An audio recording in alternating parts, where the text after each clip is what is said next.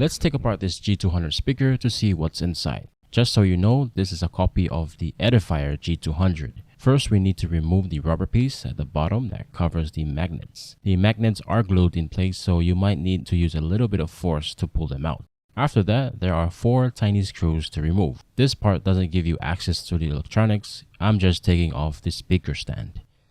To get to the amplifier board, use a box cutter and carefully slide the blade between the 2 plastics. Cut all around until they come apart. Remove the last 2 screws and then you'll be able to see the battery, the amplifier chip, and the other parts inside. Thanks for watching. See you guys on the next one. Peace.